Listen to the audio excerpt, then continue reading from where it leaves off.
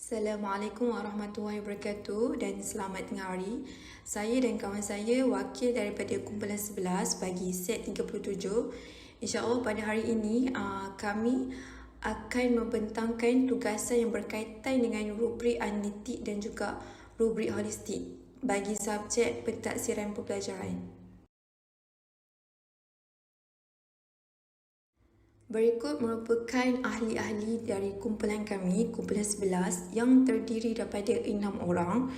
Yang pertama adalah Nur Farha Nadia, yang kedua Nur Amelisa Kamelia, yang ketiga Siti Hazwani dan yang keempat Anis Syakira iaitu saya sendiri, yang kelima Nur Syafina dan yang terakhir sekali adalah Amirah Atira. Bagi tugasan rubrik yang telah ditugaskan kepada kumpulan kami sekumpulan bersepakat untuk memilih tajuk pertandingan kawat kaki badan beruniform peringkat sekolah. Seperti yang telah saya maklumkan sebelum ini, berdasarkan slide yang sebelum ini, tajuk yang kami telah pilih adalah pertandingan kawat kaki badan beruniform peringkat sekolah. Jadi rubrik yang telah digunakan bagi tugasan ini berdasarkan penilaian pemerhatian. Okey, tanpa melengahkan masa, kita pergi kepada rubrik yang pertama. Rubrik yang pertama adalah rubrik holistik. Apa itu rubrik holistik? Terdapat 3 ciri penting yang menunjukkan sesuatu rubrik tersebut adalah rubrik holistik. Yang pertama adalah kriteria penilaian yang berbeza dan diklasifikasikan secara terkumpul di bawah standard atau prestasi yang sama. Yang kedua, rubrik tersebut adalah bersifat lebih umum atau menyeluruh bagi menyinaraikan beberapa kriteria prestasi dalam sesuatu standard. Yang ketiga, menggabungkan beberapa kriteria yang tertentu ke dalam satu tahap. Seterusnya, kita pergi kepada slide yang ketujuh. Slide yang ketujuh merupakan rubrik holistik bagi pertandingan kawat kaki. Terdapat beberapa grade. Yang pertama adalah cemerlang, baik, sederhana dan lemah. Kita pergi dahulu kepada grade yang cemerlang. Untuk mencapai grade yang cemerlang ini, semua anggota pelatun perlulah memenuhi semua kriteria yang ditetapkan dan perlu mencapai pemarkahan di antara 80% sehingga 100%. Antara kriteria yang perlu dipenuhi adalah yang pertama, pakaian dan aksesori yang lengkap, kekemasan diri dan pakaian yang sangat baik, serta keseragaman pasukan yang sangat baik. Yang kedua, kawat asas yang lengkap, kemas dan seragam. Yang ketiga, kaedah melapor yang lengkap, serta cara dan kedudukan melapor yang sangat baik. Yang keempat, kawat statistik yang lengkap, seragam dan kekemasan yang sangat baik dari semua anggota pelatun. Yang kelima, gerakan formasi yang sangat konsisten dan pelbagai, penggunaan ruang yang sangat seimbang serta kesatuan gerak yang sangat baik. Seterusnya, kita pergi kepada grade yang kedua. Grade yang kedua iaitu grade baik. Grade baik adalah bermula daripada 60% sehingga 79%. Bagi kriteria bagi grade baik adalah yang pertama, pakaian dan aksesori yang hampir lengkap, kekemasan diri dan pakaian yang memuaskan, serta keseragaman pasukan yang memuaskan. Yang kedua, kawat asas yang hampir lengkap, hampir kemas dan hampir seragam. Yang ketiga, kaedah melapor yang lengkap, serta cara dan kedudukan melapor yang memuaskan. Yang keempat, kawat statistik yang hampir lengkap, hampir seragam dan kekemasan yang memuaskan dari semua anggota pelatun. Yang terakhir sekali adalah gerakan formasi yang agak konsisten dan agak pelbagai, penggunaan ruang yang seimbang serta kesatuan gerak yang memuaskan. Berikutnya kita pergi kepada grade yang ketiga. Grade yang ketiga ini dipanggil sebagai grade yang sederhana. Grade yang sederhana ini bermula daripada 30% hingga 59%. Antara kriteria bagi grade sederhana ini yang pertama, pakaian dan aksesori yang kurang lengkap, kekemasan diri dan pakaian yang kurang memuaskan, serta keseragaman pasukan yang kurang memuaskan. Yang kedua, kawat asas yang kurang lengkap, kurang kemas dan kurang seragam. Yang ketiga, kaedah melapor yang kurang lengkap serta cara dan kedudukan melapor yang kurang memuaskan. Yang keempat, kawat statistik yang kurang lengkap, kurang seragam dan kekemasan yang kurang memuaskan dari semua anggota pelatun. Yang kelima, gerakan formasi yang kurang konsisten dan kurang pelbagai, penggunaan ruang yang kurang seimbang serta kesatuan gerak yang kurang memuaskan. Seterusnya kita pergi kepada grade yang paling terakhir sekali, iaitu grade yang keempat, grade lemah. Grade lemah ini bermula daripada pemarkahan 0% sehingga 29%. Jadi mana-mana pelatun yang mencapai tahap ini, mencapai tahap bermula daripada 0% sehingga 29% ini, maka pelatun tersebut berada pada tahap yang lemah. Antara kriteria bagi grade lemah ini yang pertama, pakaian dan aksesori yang tidak lengkap, kekemasan diri dan pakaian yang tidak memuaskan, serta keseragaman pasukan yang tidak memuaskan. Yang kedua, kawat asas yang tidak lengkap, tidak kemas dan tidak seragam. Yang ketiga, kaedah melapor yang tidak lengkap, serta cara dan kedudukan melapor yang tidak memuaskan.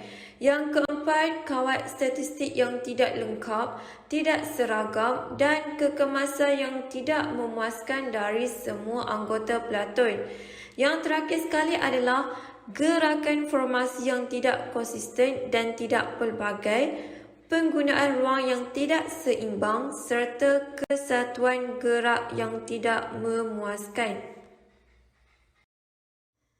Seterusnya kita pergi kepada slide yang ke-9. Slide yang ke-9 ini membahaskan berkenaan dengan justifikasi.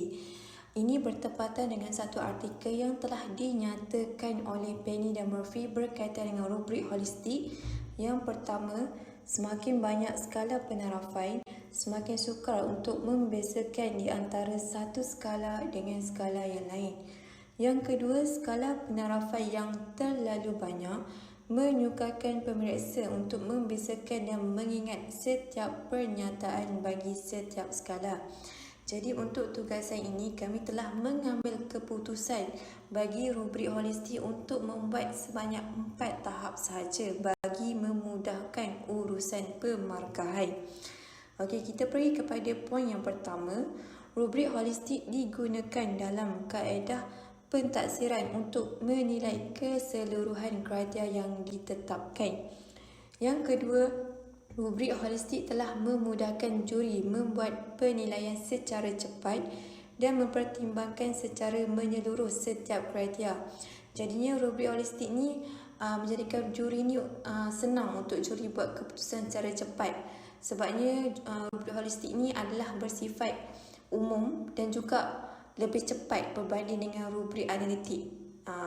Yang ketiga, setiap kriteria yang diambil kira menggambarkan setiap pergerakan secara menyeluruh bagi kawat kaki serta pemakaian baju beruniform yang dipakai pada tahap cemerlang atau sebaliknya. Jadi itu sahaja penjelasan daripada saya untuk rubrik holistik. Saya serahkan kepada rakan saya, Cik Syafina, untuk menerangkan rubrik analitik. Silakan. Seterusnya, saya akan menyambung pembentangan ini dengan membentangkan tentang rubrik analitik. Jadi, apakah itu rubrik analitik? Rubrik analitik merupakan satu rubrik yang memisahkan kriteria pentaksiran setiap satu secara berasingan untuk dinilai secara terperinci dengan adanya deskriptor bagi setiap kriteria yang ditetapkan. Penilai akan menskor dengan lebih spesifik berdasarkan kriteria dan kemudian menjumlahkannya secara keseluruhan. Strategi penskoran tidak terhad kepada penggunaan numerik sahaja, tetapi skor juga boleh dibentangkan dalam perkataan. Seterusnya, saya akan membentangkan rubrik analitik yang telah dibina oleh ahli kumpulan kami berkenaan dengan pertandingan kawat kaki badan beruniform peringkat sekolah. Terdapat 5 aspek dan 4 nilai skor dan kriteria. Saya akan membentangkan aspek yang pertama, iaitu aspek persediaan. Terdapat 4 nilai skor dan kriteria, iaitu lemah, sederhana, baik dan cemerlang, di mana di bawah kriteria lemah, kami memilih skor 0 sehingga 1 markah, sederhana 2 sehingga 3 markah, baik 4 markah dan cemerlang 5 markah. Di bawah kriteria lemah, pakaian asas tidak lengkap, aksesori tidak lengkap, kekemasan diri dan pakaian yang tidak memuaskan serta keseragaman pasukan yang tidak memuaskan. Seterusnya, di bawah kriteria sederhana, merangkumi pakaian asas yang kurang lengkap, aksesori yang kurang lengkap, kekemasan diri dan pakaian yang kurang memuaskan serta keseragaman pasukan yang kurang memuaskan. Berikutnya, di bawah kriteria baik, iaitu 4 markah, pakaian asas yang hampir lengkap, aksesori yang hampir lengkap, kekemasan diri dan pakaian yang memuaskan serta keseragaman pasukan yang memuaskan. Akhir sekali, di bawah kriteria cemerlang, iaitu 5 markah, pakaian asas yang lengkap, aksesori yang lengkap, kekemasan diri dan pakaian yang sangat baik serta keseragaman pasukan yang sangat baik. Di bawah aspek yang kedua adalah kawat asas. Di bawah kriteria lemah, iaitu 0 sehingga 1 markah, merangkumi kawat asas yang tidak lengkap, kawat asas yang tidak seragam, kekemasan yang tidak memuaskan serta keseragaman yang tidak memuaskan. Untuk kriteria sederhana 2 hingga 3 markah, kawat asas kurang lengkap, kawat asas kurang seragam, kekemasan yang kurang memuaskan serta keseragaman yang kurang memuaskan. Seterusnya, di bawah kategori baik iaitu 4 markah, kawat asas yang hampir lengkap, kawat asas yang hampir seragam, kekemasan yang memuaskan serta keseragaman yang memuaskan. Akhir sekali, kriteria cemerlang iaitu 5 markah, di mana kawat asas yang lengkap, kawat asas yang seragam, kekemasan yang sangat baik serta keseragaman yang sangat baik.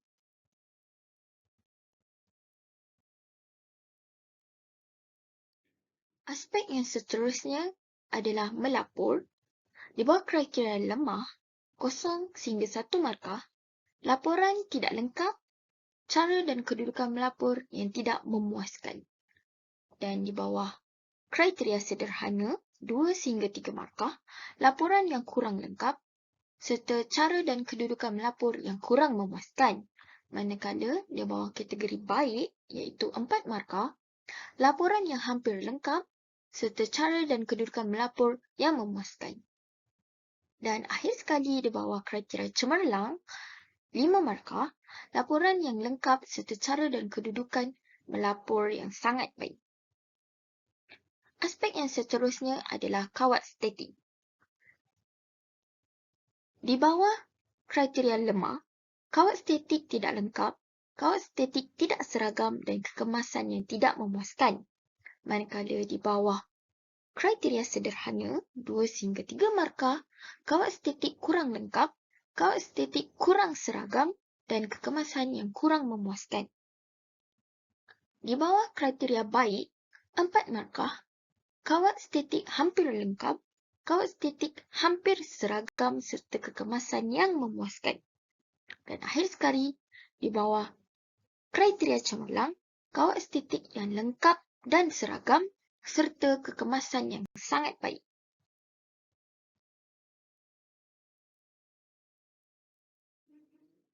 Aspek yang terakhir adalah formasi.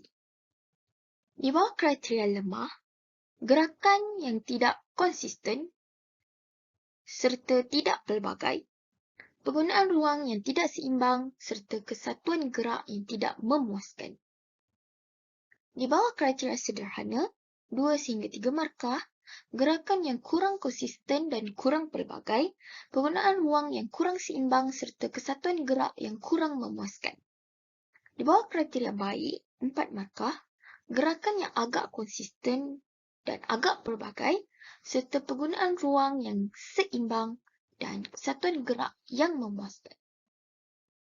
Di bawah kriteria yang paling tinggi iaitu cemerlang, 5 markah, gerakan yang sangat konsisten dan pelbagai, serta penggunaan ruang yang sangat seimbang dan kesatuan gerak yang sangat baik.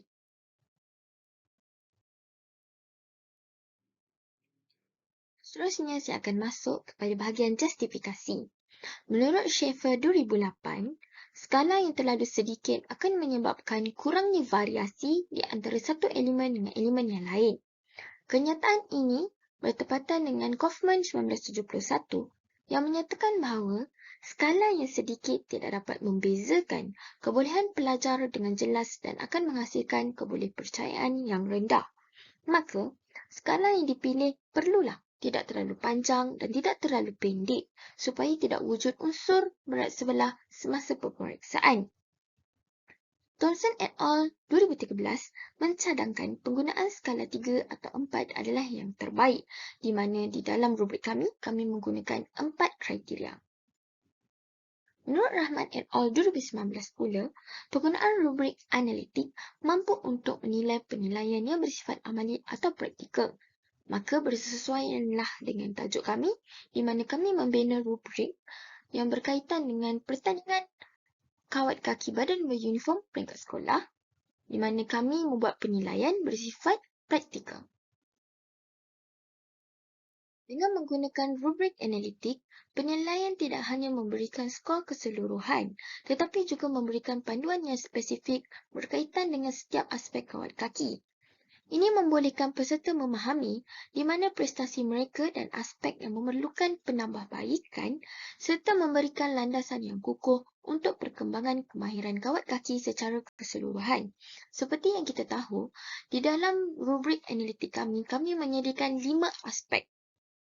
Jadi peserta dapat mencari ruang penambahbaikan untuk perkembangan kemahiran kawat kaki mereka secara keseluruhan.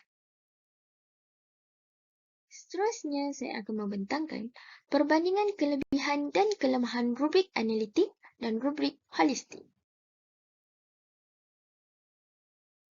Pertamanya, saya akan mulakan dengan rubrik analitik. Terdapat 4 kelebihan rubrik analitik.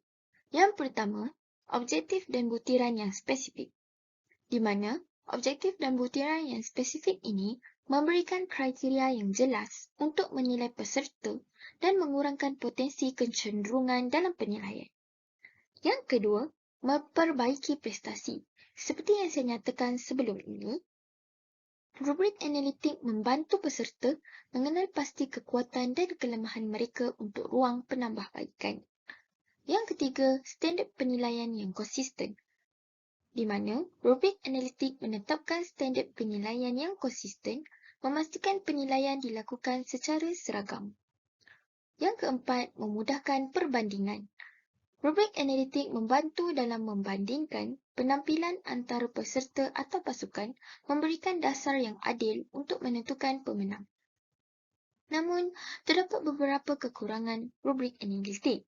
Yang pertama, pengambilan masa yang agak lama. Kaedah ini akan memerlukan masa yang lebih panjang untuk menilai setiap aspek yang telah disenaraikan satu persatu. Yang kedua, kurang terbuka kepada kreativiti, di mana penilaian rubrik analitik dilakukan secara fakta dan tertakluk kepada perkara yang telah disenaraikan sahaja. Seterusnya, saya akan pergi kepada kelebihan dan kekurangan rubrik holistik. Terdapat 2 kelebihan rubrik holistik. Yang pertama, lebih terbuka kepada kreativiti. Rubrik holistik sesuai digunakan dalam aktiviti yang bersifat kreatif, di mana penilaian lebih fleksibel melibatkan elemen subjektif dan tidak perlu dikategorikan secara terperinci. Yang kedua, pengambilan masa yang lebih singkat. Penilaian dilakukan secara keseluruhan dan tidak memerlukan pemarkahan mengikut setiap kategori ataupun aspek. Seterusnya, kekurangan rubrik holistik. Yang pertama, objektif. Pemarkahan holistik juga kurang objektif kerana pemeriksa mudah dipengaruhi oleh faktor lain. Yang kedua, hanya boleh dinilai oleh orang yang berpengalaman. Ini kerana rubrik holistik memerlukan pemeriksa berpengalaman dan benar-benar menguasai bidang tersebut dalam penilaian kerana tiada rujukan yang terperinci.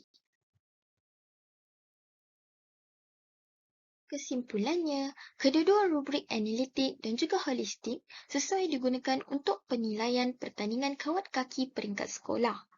Rubrik holistik menyediakan markah dengan cepat berdasarkan pencapaian murid, namun tidak menyediakan maklumat secara terperinci. Kami cenderung untuk memilih keputusan yang lebih terperinci, iaitu jenis analitik yang akan membantu menyediakan maklum balas yang lebih efektif sepanjang tempoh penilaian dijalankan. Sekian saja daripada kami, kumpulan 11 daripada set 37. Sekian, terima kasih.